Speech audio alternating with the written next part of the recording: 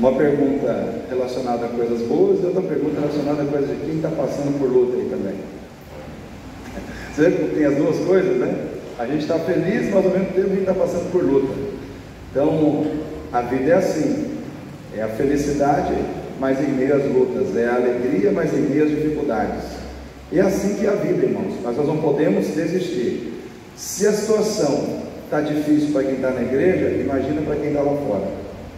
Se a situação às vezes está complicada para quem está buscando a Deus, imagina para quem não está buscando a Deus, né? Então nós temos que parar para pensar que a todo instante nós temos a oportunidade de sermos renovados, transformados, fortalecidos, curados, restaurados, mediante a nossa relação e a nossa intimidade com o Senhor. Nós somos salvos não para sermos levados imediatamente para o céu, senão quando Deus salvou o Lourenço, já matava e já levava embora, né? Mas o Lourenço ficou, eu fiquei, nós ficamos, porque Deus tem um propósito nas nossas vidas. Deus quer impactar a terra através daquilo que Ele fez e está fazendo na nossa vida, amém, irmãos? Deus quer usar a nossa vida como um canal para que Ele possa alcançar outras pessoas que Ele não alcançou ainda. Então você faz parte de um projeto salvador, restaurador e libertador em Cristo Jesus. E eu quero aqui, irmãos, ler aqui um texto da palavra de Deus, que está lá no Evangelho de Lucas, no capítulo 13, versículo 10, que fala da história da mulher curvada. E Deus vai falar conosco nessa noite sobre a história dessa mulher. E diz assim a palavra de Deus: e ensinava no sábado numa das sinagogas. E eis que estava ali uma mulher que tinha um espírito de enfermidade, já há 18 anos, e ela andava curvada, e não podia de modo algum endireitar-se. E vendo Jesus, chamou-a a si e disse-lhe: mulher, estás livre da tua enfermidade. E pôs as mãos sobre ela, e logo se endireitou, e glorificava a Deus. E tomando a palavra, o príncipe da sinagoga, indignado porque Jesus curava no sábado, disse à multidão: 6 dias há em que é mister trabalhar, nestes pois vinde para seres curados, e não no sábado. Respondeu-lhe porém o Senhor e disse: hipócrita, no sábado não desprende da manjedoura cada um de vós o seu boi ou jumento, e não leva a beber? E não convinha soltar dessa prisão no dia de sábado esta filha de Abraão, a qual há 18 anos Satanás havia prendido, ou estava presa por Satanás? Irmãos, a história da mulher curvada, ela é uma história de esperança para aqueles que estão curvados. Talvez você fale assim: mas pastor, aquela mulher não andava curvada, hoje aqui está todo mundo ereto, a gente não tem vamos dizer assim, não existe uma conexão da nossa vida com a dela. Pois eu digo que existe, talvez não no aspecto físico, mas em outros aspectos da nossa vida. Porque se nós pararmos para pensar, o ato de estar curvado é o ato de estar prostrado, né, diante de uma situação. E eu vejo assim, que existem muitas pessoas hoje que estão curvadas diante dos seus problemas, diante das suas dificuldades. Muitas pessoas estão curvadas hoje diante de problemas que não conseguem resolver, e por isso estão curvadas diante do sofrimento, diante da aflição, diante da depressão, diante do desânimo, diante até mesmo do sentimento de suicídio que vai entrando na alma. Por quê? Porque o problema não se resolve, a pessoa começa a ficar angustiada, e a pessoa está prostrada diante de problemas, diante de dificuldades, diante de lutas. E aí o sentimento de aflição, o sofrimento, a dor, a angústia começa a fazer daquela pessoa uma pessoa prostrada diante do seu problema. Também existem aqueles que estão curvados diante do pecado. Estão curvados diante do pecado porque estão curvados diante de um vício, que não consegue se libertar daquele vício. Vive curvado diante daquele vício, vive dominado por aquele vício. Estão curvados muitas vezes diante da luxúria, das carnalidades, dos prazeres da vida. Não conseguem se levantar para adorar a Deus, não conseguem se levantar para buscar a Deus, porque estão curvados diante dos prazeres do mundo, estão curvados diante do pecado. Então só aqui nós temos 2 tipos de pessoas que estão curvadas. Os que estão curvados diante dos seus problemas, porque não conseguem resolver os seus problemas são maiores do que as suas forças, do que a sua capacidade, e isso tem trazido aflição, sofrimento ao seu coração, e por isso a pessoa está curvada. Também tem aquele que está curvado diante do pecado, porque o seu coração não consegue se desprender da sedução que o pecado exerce sobre a sua vida, e aí a pessoa está curvada. Mas eu quero dizer para você, não importa qual seja a situação em que a pessoa esteja curvada, assim como aquela mulher esteve curvada durante um bom tempo da sua vida, chegou o dia em que aquela situação da vida dela acabou. Por quê? Porque Cristo tirou ela daquela situação.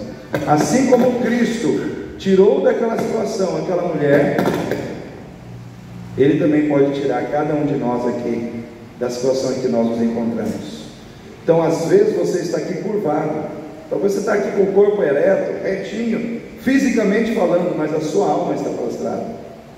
Porque você não é apenas o que você é por fora, você não é apenas esse corpo que você tem, você é alguém que tem alma, e às vezes dentro de você, na sua alma, nos seus sentimentos, no seu emocional, você está curvado, você está prostrado diante de situações.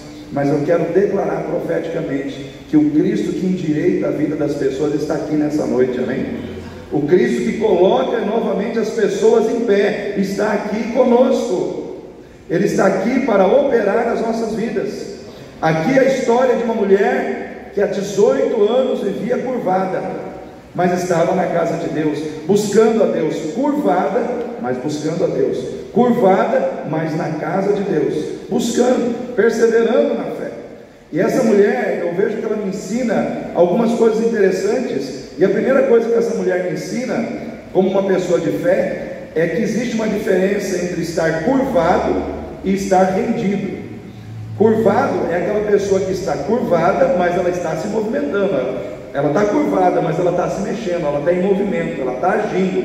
Ela não entregou os pontos. Estou curvada, mas eu estou me mexendo. Estou curvado, mas ainda tem força para me encaminhar, para me buscar, né, para me agir. E enfim, eu não estou entregue à situação.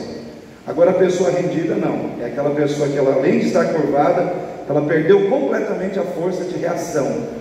Ela está totalmente tomada pela situação, ela não consegue agir, ela não consegue se movimentar, ela não consegue se mover mais, porque ela não está mais curvada, ela está rendida ao problema, ela está rendida às circunstâncias, ela está rendida ao pecado. E eu quero dizer para você que está aqui nessa noite, você que está aqui, você não está rendido, você pode estar curvado, mas você ainda está se mexendo, amém? Aquele que está curvado está dizendo assim: está doendo, está difícil, para mim me mexer é um esforço danado, para mim sair de onde eu estou, para ir para um outro lugar é difícil, é complicado, mas eu não estou paralisado.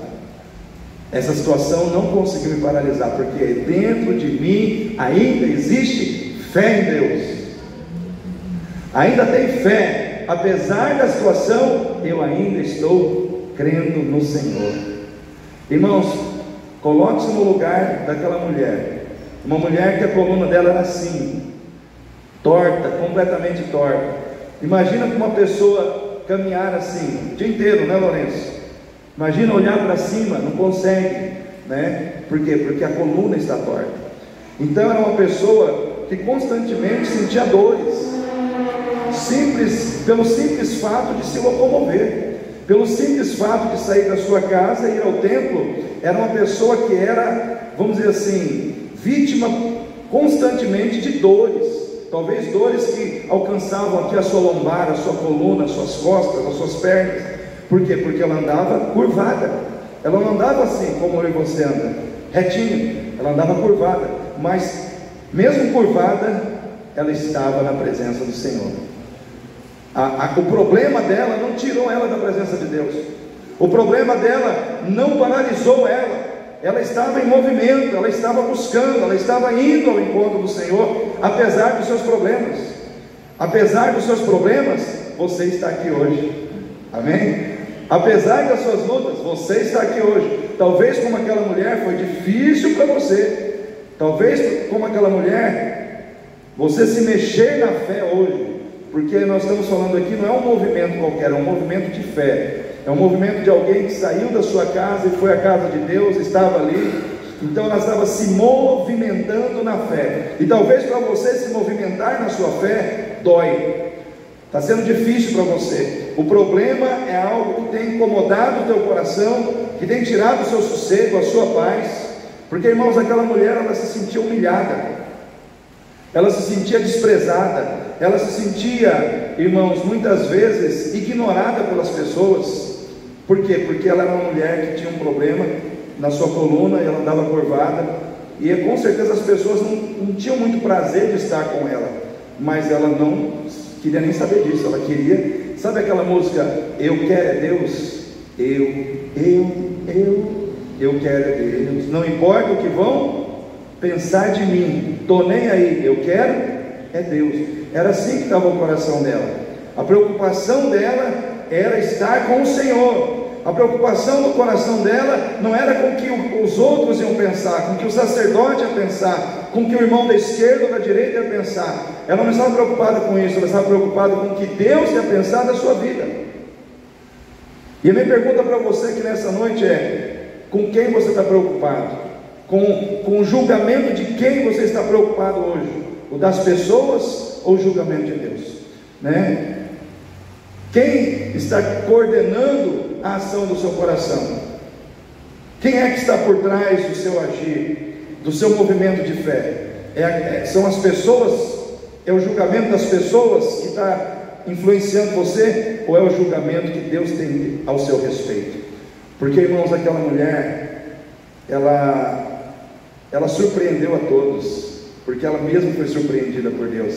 Chegou um momento em que o Senhor falou assim: vem aqui, mulher. E naquele momento Ele fez um milagre na vida dela, e todos que estavam ali ficaram boquiabertos, ficaram ali surpreendidos, porque o Senhor agiu na vida daquela mulher. E eu quero dizer para você, querido, assim Deus pode fazer na vida do Carlinho hoje, amém? Assim Deus pode fazer na vida da Thaisa hoje. Hoje pode ser um dia em que o Senhor vai fazer algo na sua vida que vai deixar todo mundo admirado, surpreso, boquiaberto. Por quê? Porque nós não sabemos o momento em que Deus vai fazer na nossa vida o que precisa ser feito. Mas enquanto isso, nós temos que estar buscando a presença do Senhor. E é interessante nós observarmos que aquela mulher, ela não se endireitou. Foi ela que endireitou a vida dela, irmãos? Foi ela que endireitou a vida dela, irmãos? Ela foi endireitada. Não foi ela que se auto-endireitou, foi Jesus que endireitou a vida dela. Vou repetir, porque tem uma mensagem de Deus para você no que eu estou dizendo agora. Pega aí no seu coração. Não foi aquela mulher que se endireitou, foi Jesus que endireitou a vida dela. Tem muita gente que precisa que a sua vida seja endireitada, e não é você que vai endireitar, não é eu que vou endireitar, é Jesus que vai fazer essa obra. Amém? Talvez na sua casa tenha alguém que precisa ter a vida endireitada. Talvez alguém aqui dentro precisa ter a vida endireitada, né? A gente precisa entender que muitas vezes existem situações tortas na nossa vida, que muitas vezes trazem tristeza para nós, trazem vergonha para nós, trazem fracasso para nós, e o Senhor, Ele está olhando para aquilo que está torto e está dizendo: não vai ficar mais torto, eu vou endireitar essa vida, eu vou colocar no lugar o que está fora do lugar, eu vou colocar de forma reta o que está torto.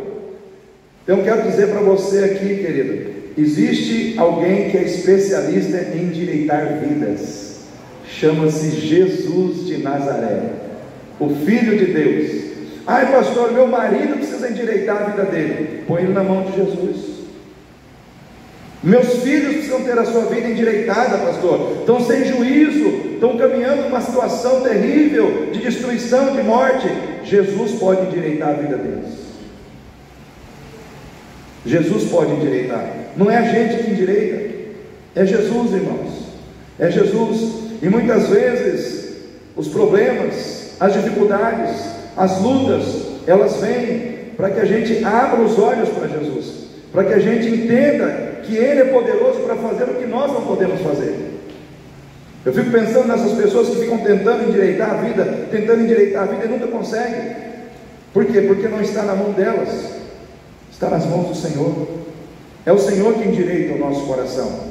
Às vezes o nosso coração está torto, nós estamos querendo coisas, paixões, desejos errados, coisas tortas estão dentro do nosso coração, e a gente não consegue ter domínio sobre aquilo. Aí Jesus vem e muda a situação da nossa vida. Eu fico preocupado com essas pessoas que têm vício. Eu lembro de um rapaz que eu ajudei no passado. Ele tinha vício de drogas, e ele falava, acho que toda pessoa que está nesse mundo, ele usa essa frase: eu tenho controle, a hora que eu quiser, eu paro, né? Quantos já ouviram isso? Não, a pessoa chega assim, não, a hora que eu quiser, eu paro, a hora que eu quiser parar de beber, eu paro, a hora que eu quiser parar de fumar, eu paro, e não para, a pessoa não consegue parar. E eu lembro que esse rapaz, ele morava com a mãe e o padrasto, e ele, quando ele ficava drogado, ele pegava um pedaço de pau e batia no padrasto. Aí o padrasto fez um quartinho no fundo, se escondia dele quando ele ficava drogado, para não apanhar, né? E aí a situação era assim.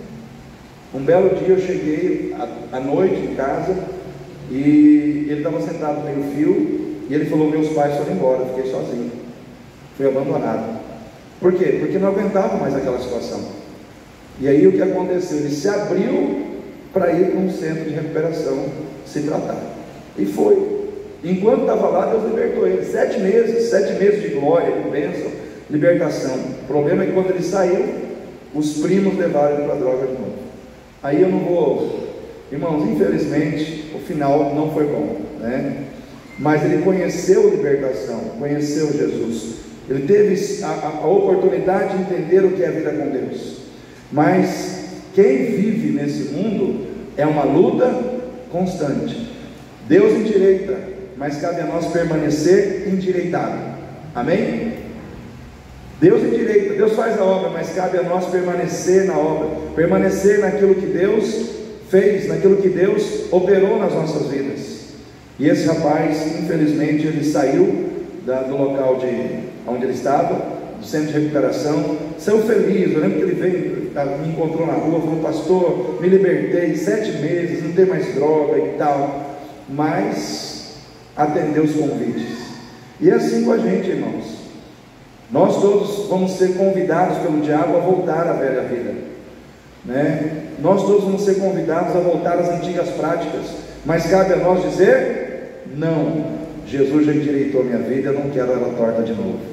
Amém? Jesus endireitou minha vida, eu não quero entortar de novo, eu não quero entortar as coisas de novo, porque Jesus já me endireitou.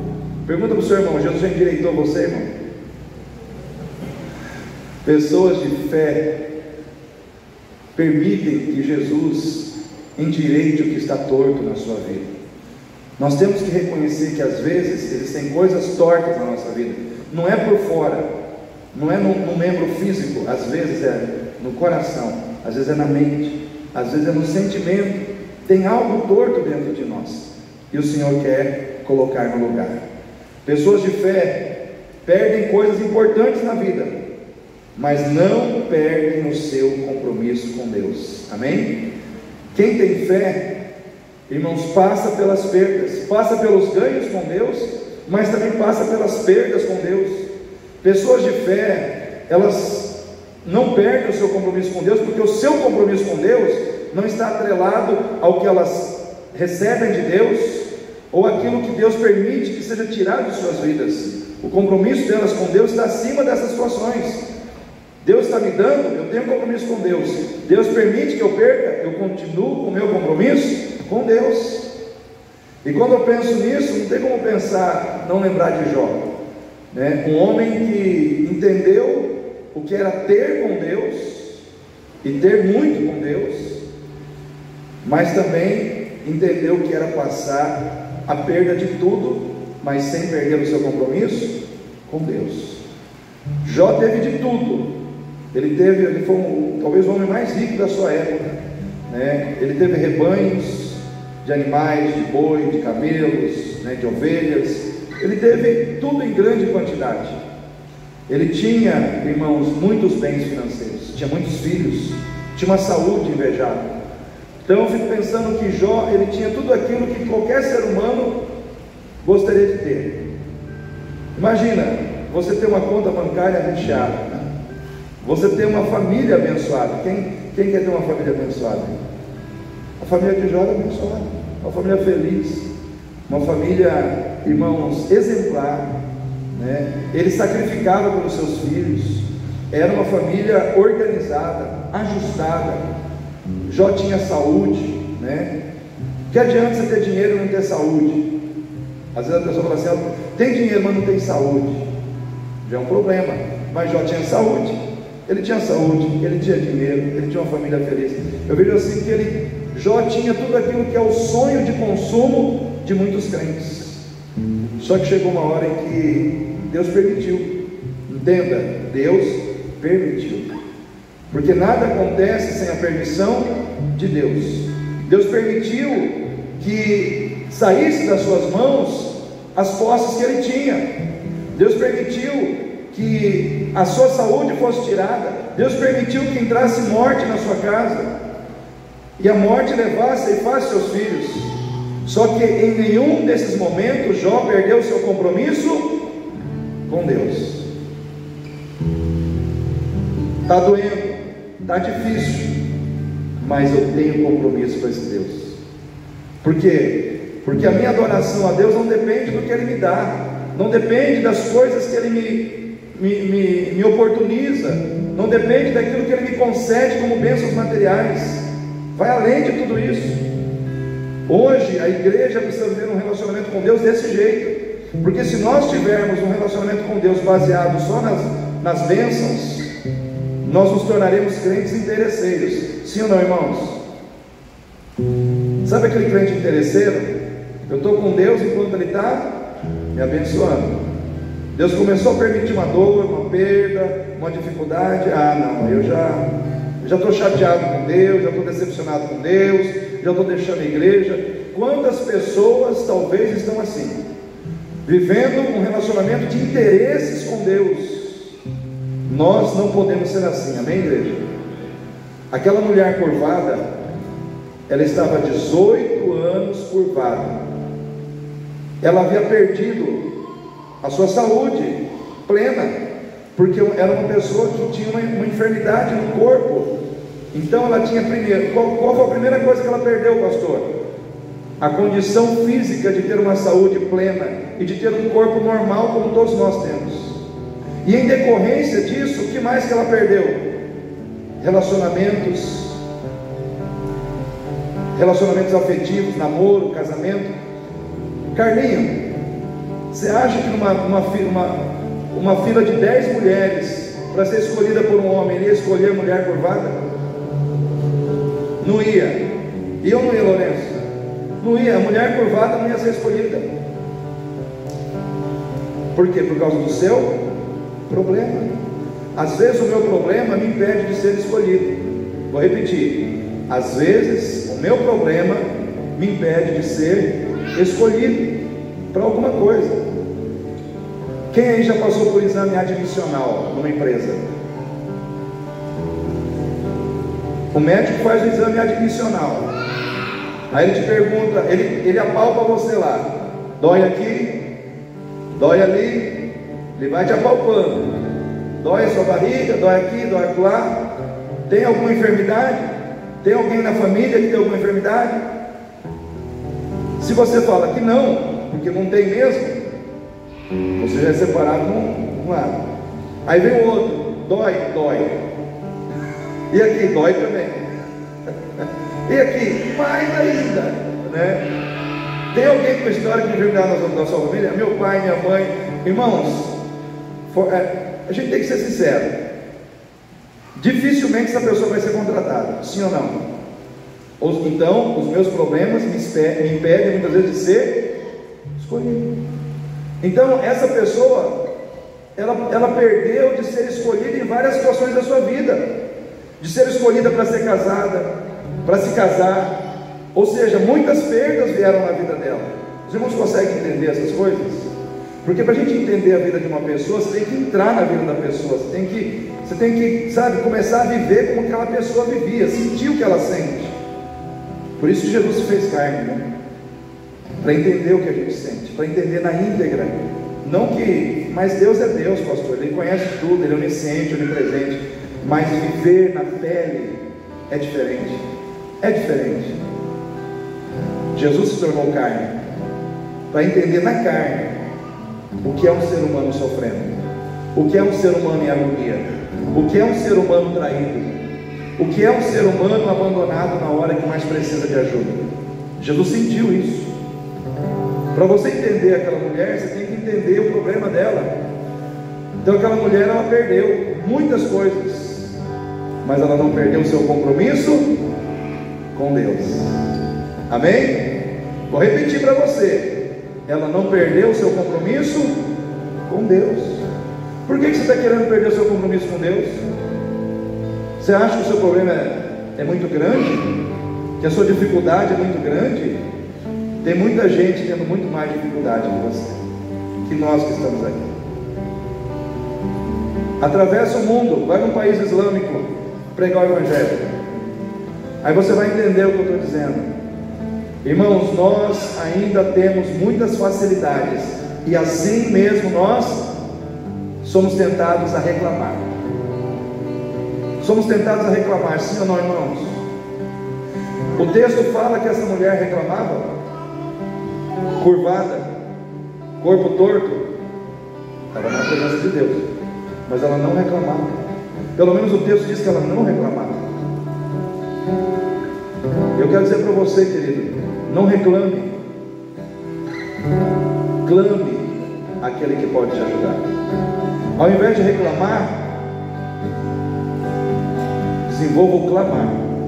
Senhor, eu estou aqui, está doendo, está difícil, essa situação na minha vida é um problema difícil, mas eu não abro mão do meu compromisso com o Senhor, porque o meu compromisso é com o Senhor. Não é com aquilo que o Senhor tem que fazer na minha vida, não é com aquilo que o Senhor tem que me dar. O meu compromisso é com o Senhor. Amém, irmãos? E a gente precisa entender bem isso, porque às vezes a gente constrói o nosso compromisso com Deus com base naquilo que a gente quer que Deus faça. Se for isso, quando Deus fizer, o compromisso acaba. Vocês irmãos estão entendendo o que eu quero dizer? Deus não quer que acabe essa relação dele com você. Ele não quer que acabe, ele quer que ela continue até a eternidade. Então as coisas que ele precisa fazer por você, ele vai fazer, amém? Mas o seu compromisso tem que ser com ele, com o Senhor. Perca o que tiver que perder, sofra o que tiver que sofrer, mas não perca o seu compromisso com o Senhor, não perca o seu compromisso com Deus. Pessoas de fé servem a Deus com aquilo que tem, para receber aquilo que não tem. Vou repetir: pessoas de fé servem a Deus com aquilo que tem, para receber aquilo que não tem. 5 pães e 2 peixinhos, para alimentar mais de 10 mil pessoas. O que vocês acham? O que você acha, Thaís?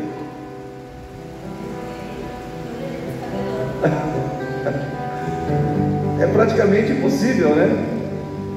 Só que quando aquele rapaz chega com 5 pães e 2 peixinhos, talvez ele fale: mas Senhor, é pouco, é nada. O Senhor não queria saber se era pouco, se era nada. Ele falou: entrega para mim, coloca na minha mão, deixa eu fazer o resto, né? Me sirva com o que você tem. O que você tem? 5 pães, 2 peixinhos. Mas Senhor, não é nada, não interessa. Me deu 5 pães e os 2 peixinhos. Quando Jesus recebe os 5 pães e os 2 peixinhos, irmãos, aquilo vira uma peixaria. Aqueles pães viram uma padaria. Irmãos, não para de sair pão, não para de sair peixe. Os peixes começam a se multiplicar, os pães começam a se multiplicar. O que eu quero dizer para você nessa noite? Entregue para Deus o que você tem. e comece a se preparar para receber o que você não tem. Porque aquele rapaz que entregou 5 pães e 2 peixinhos, ele recebeu muito mais do que 5 pães e 2 peixinhos. Assim como aconteceu com a viúva de Sarepta lá em 1 Reis 17, quando o profeta Elias chega na casa dela e diz: prepara aí um bolo para mim. Ela falou: não, eu só tenho um pouquinho de farinha aqui, um azeite para fazer um bolo para mim, para meu filho, a gente vai morrer. Ele falou: não, faça primeiro para mim. Me sirva com o que você tem. Não vai acabar o azeite da botija e nem a farinha da panela. Quando ela fez o bolo, ela serviu com o que ela tinha, ela começou a receber o que ela não tinha. Ela começou a receber o que ela não tinha. Queridos, Deus quer falar com você nessa noite. O que aquela mulher tinha? Um corpo torto. Senhor, aqui está o meu corpo torto, é o que eu tenho, e eu estou entregando ele para o Senhor. É o que eu tenho para te oferecer hoje. Esse meu corpo torto, essa coluna curvada, mas está aqui, diante do Senhor. Às vezes, irmãos, a gente menospreza o valor das coisas pequenas, o valor daquilo que a gente acha insignificante, o valor daquilo que a gente acha que não serve para nada. Para Deus serve. Aquela mulher, irmãos, ela só tinha ali um corpo curvado e torto, mas com aquele corpo curvado e torto, ela estava ali para servir a Deus. Ela entregou para o Senhor o que ela tinha, e ela entrou naquele templo curvada. Ela entrou naquele templo com um problema. Ela entrou naquele templo com uma situação na sua vida que trouxe muitas perdas para ela. Mas quando ela saiu daquele templo, ela saiu dali com um corpo ereto. Ela entrou com um problema, mas ela saiu dali sem problema. Ela entrou ali com uma situação difícil, mas saiu dali sem aquela situação. Por quê? Porque ela deu para o Senhor o que ela tinha, e ela recebeu o que ela não tinha. Talvez você está aqui hoje dizendo: Senhor, eu estou aqui, estou aqui, essa é a minha devoção, essa aqui é a minha adoração, é a minha expressão de fé, com muita dificuldade, com muita luta, mas eu estou aqui entregando para o Senhor o que eu tenho. Então, se você está aqui desse jeito, eu quero dizer para você, eu quero liberar uma palavra profética para a sua vida nessa noite. Se você está entregando a Deus o que você tem com dificuldade, prepare-se para receber o que você não tem. Prepare-se para receber o que você não tem, porque você está entregando para Deus o que você tem. O seu tempo você está entregando para Deus. A sua adoração, a sua fé, a sua atenção, o seu coração. Pode parecer pequeno o que você está fazendo hoje, mas Deus recebe. Deus recebe. E o que você está entregando se torna a base para Ele entregar para você o que você não tem. Talvez você chegou aqui nesse lugar com muitas coisas que você não tem ainda, muitas soluções que você não tem, mas você pode sair daqui nessa noite levando soluções de Deus para a sua vida que você não tinha, mas vai passar a ter. Vai passar a ter. Amém? Amém, Carlinhos? Talvez você precise de uma solução para a sua casa. Em nome de Jesus, talvez você vai sair daqui hoje com essa solução.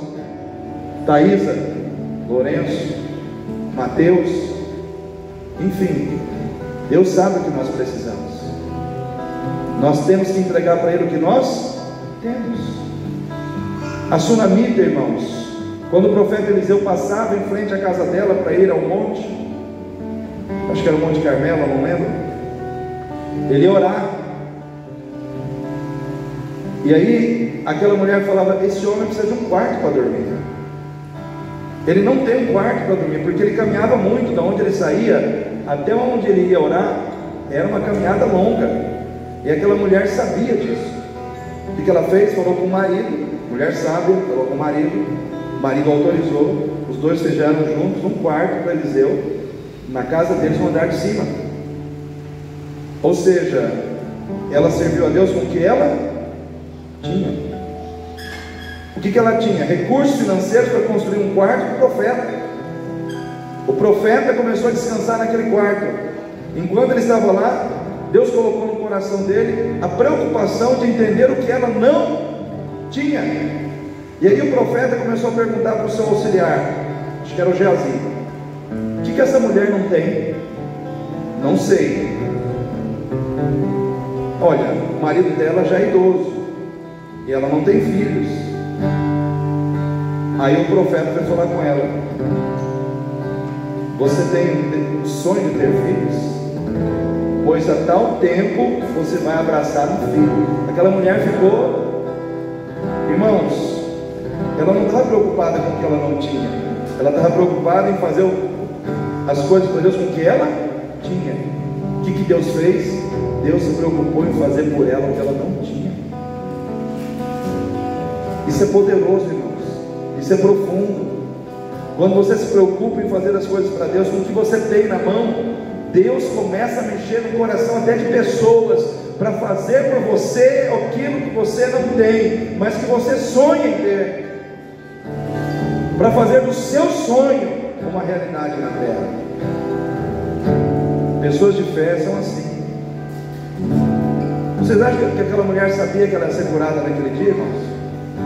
Jesus passou um WhatsApp para ela: ó, vai no culto hoje e você sairá curada. Ela teve uma revelação: ó, estou recebendo uma revelação que hoje vai ter cura. Não, irmãos, eu não acredito em nenhuma dessas duas situações aí. Eu acredito que ela foi, estava lá, sem saber o que ia acontecer, simplesmente pelo seu compromisso com o Senhor. Só que ela saiu de lá levando o milagre, a bênção de Deus sobre a sua vida. Eu acredito que aquele Deus está aqui, amém? Eu acredito que Ele está conosco, que Ele está presente neste lugar, que Ele está sondando os nossos corações para saber o que nós precisamos, que Ele faça por nós. Aleluia. Pessoas de fé não usam os seus problemas como desculpas para não buscar a Deus. Não vou buscar a Deus porque estou curvada, não tem como eu andar, não tem como me locomover, está doendo, estou com dores, as dores nas costas, eu não vou buscar a Deus. Ela não usou o seu problema como uma desculpa. E tem muito crente hoje dando desculpa para não estar na igreja. Sim ou não, irmãos? Inventa um monte de coisa, né, para não estar na igreja, para não buscar a Deus. E aquela mulher com coluna curvada, dores, dificuldades, problema de verdade, estava lá buscando ao Senhor. Então não dê desculpas. Se você pode, faça. Se você tem condição de buscar, busque, porque é nessa busca que o Senhor vai fazer a obra na sua vida. É nessa busca que o Senhor vai te visitar e vai fazer o que precisa ser feito na sua vida. Pessoas de fé têm paciência para esperar Deus agir. Quanto tempo aquela mulher esperou, irmãos? Quanto tempo, irmão Cleber? 18 anos. 18 anos.